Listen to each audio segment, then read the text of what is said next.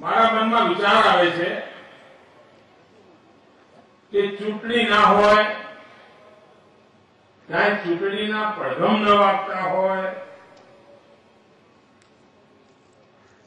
કડકડતી ટાળ હોય, હજુ તો સવાર હમણાં પડી હોય, અને છતાંય આ હજારો લોકોની મેદની જ્યાં નજર કરું ત્યાં માથા જ માથા દેખાય છે. આ દ્રશ્ય શું બતાવે છે?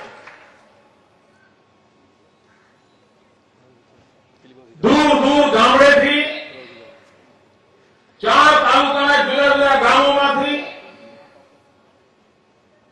આટલી મોટી સંખ્યામાં ગરીબ કલ્યાણ મેળામાં ભાગ લેવા માટે મારા ગુજરાતના વાળા ભાઈઓ અને બહેનો અહીંયા પધાર્યા છે. હું આપનું સ્વાગત કરું છું, આપનું સન્માન કરું છું. મારે મને આપને મળવાનો અવસર એ નાનો સૂનો અવસર નથી. મારે મન આપને મળવાનો અવસર જીવનનો એક અનન્ય લાભો છે, અને એટલા માટે આ ખેડાની ધરતી પર હું આપ સૌને નમન કરવા આવ્યો છું.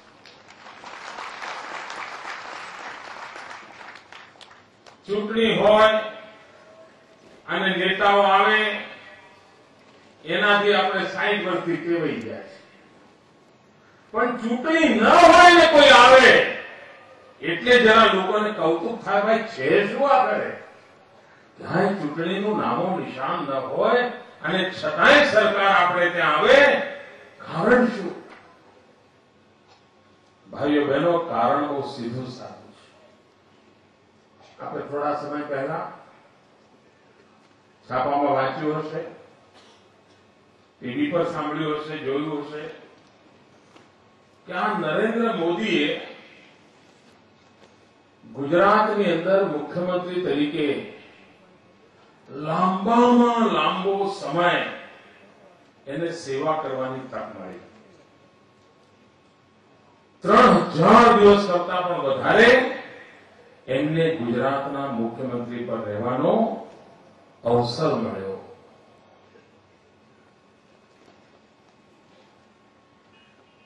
ત્રણ 4 દિવસ થયા હોય, ગુજરાતમાં લાંબો સમય મુખ્યમંત્રી પદે રહ્યા હો, આવડી મોટી સરકાર હોય, સાહેબ આ ઉજવણી કેવી થાય? આમ જોરદાર થાય કે ના થાય? અગર જો સરકાર નક્કી કરે કે બસ હવે આ 3000 દિવસ થઈ ગયા, બહુ મોટું કામ થઈ ગયું, ઉજવી નાખીએ. ઉજવાય કે ના ઉજવાય? જરા જોરથી બોલો ને. પણ આપણે ના ઉજવ્યા, આપણે ના ઉજવાય. બધાને લાગે છે ઉજવાય.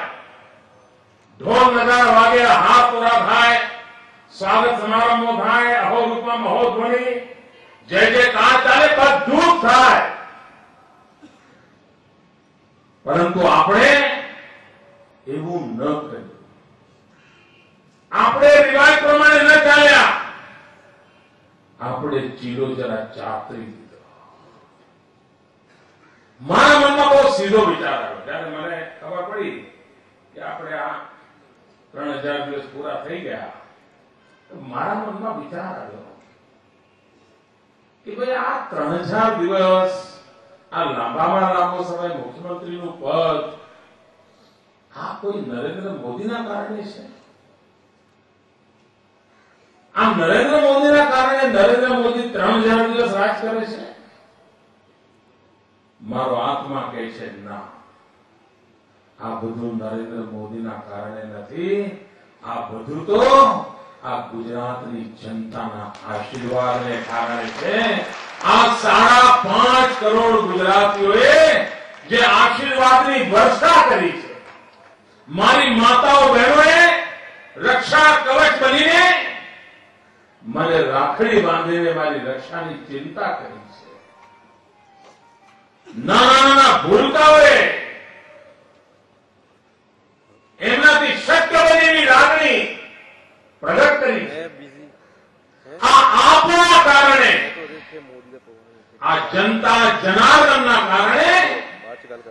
નરેન્દ્ર મોદીને 3000 દિવસ સેવા કરવાની તક મળી છે, નરેન્દ્ર મોદીના કારણે નથી મળી. અને જો તમારા કારણે મળી હોય, આપણા આશીર્વાદને કારણે શક્ય બન્યું હોય, તો જય જયકાર નરેન્દ્ર મોદીનો ન હોય, જય જયકાર આ ગુજરાતની જનતા જનાર્દનનો હોય, સ્વાગત સમારંભ જનતા જનાર્દનનો હોય. મારે માટે તો આ ઋણ સ્વીકાર કરવાનો અવસર છે. અને આ ઋણ સ્વીકાર કરવા માટે હું આવ્યો છું કે આપે મને આ રાજ્યની સેવા કરવાની તક આપી. અને પહેલા દિવસથી હું બેઠો છું ત્યારથી મેં એક વાત કહી છે કે હું ગુજરાતની જનતાએ મને જે કામ સોંપ્યું છે, હું ક્યારે કામ ચોરી નહીં કરું. ઈશ્વરે મને જેટલી શક્તિ આપી છે, હું મહેનત કરવામાં કોઈ કચાશ નહીં રાખું. અને આ જનતા જનાર્દન સાક્ષી છે. હવે તો લોકો મને પૂછે છે કે સાહેબ થાકતા નથી? મેં તું જેથી જનતા આશીર્વાદ આપતા થાકશે, એથી મને થાક લાગશે.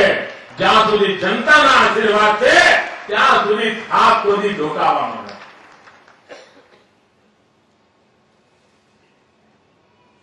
મેં બીજી વાત કરી હતી કે હું આ જનતા જનાર્દનના હિતમાં આ સરકારમાં ઘણા બધા નિર્ણયો કરવાનું મારે બનશે. મેં જનતાને વિશ્વાસ આપ્યો હતો કે ક્યારેક કોઈ નિર્ણય કરવામાં ભૂલ થઈ શકે,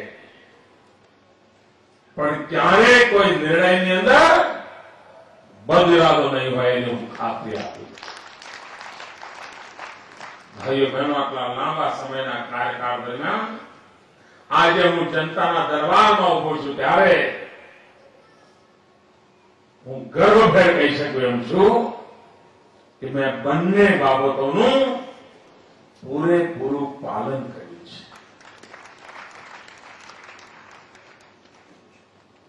ભાઈઓ બહેનો, 3000 દિવસનું ઋણ ચૂકવવાની વાત આવી તો કેમ ચૂકવવું? તો મારી સામે વિચાર હતો કે સામે ગુજરાતને 50 વર્ષ થઈ ગયા છે. 50 વર્ષ પહેલા ગુજરાતની વિકાસ યાત્રા પ્રારંભ કર્યો હતો. આ 50 વર્ષની વિકાસ યાત્રાના પરિણામે આ વિકાસનું ઝરણું મારા ગરીબને ઘેર પહોંચ્યું છે કે નથી પહોંચ્યું? આ વિકાસ યાત્રાનો લાભ ગરીબના ઘર સુધી ગયો કે ન ગયો? અને એમાંથી વિચાર આવ્યો કે 3000 દિવસની ઉજવણી એવી રીતે કરીશું કે રાજ્યના 50 વર્ષ નિમિત્તે સમગ્ર રાજ્યમાં 50 ગરીબ કલ્યાણ મેળા કરીશ. 50 જગ્યાએ જઈશ, ગરીબોને રૂબરૂમાં મળીને ગરીબના કલ્યાણના કામને એક નવી ગતિ મળે, નવી શક્તિ મળે, નવું સામર્થ્ય મળે, એના માટે સમગ્ર વહીવટી તંત્રને ગરીબોની ભલાઈ માટે દોડતું કરે.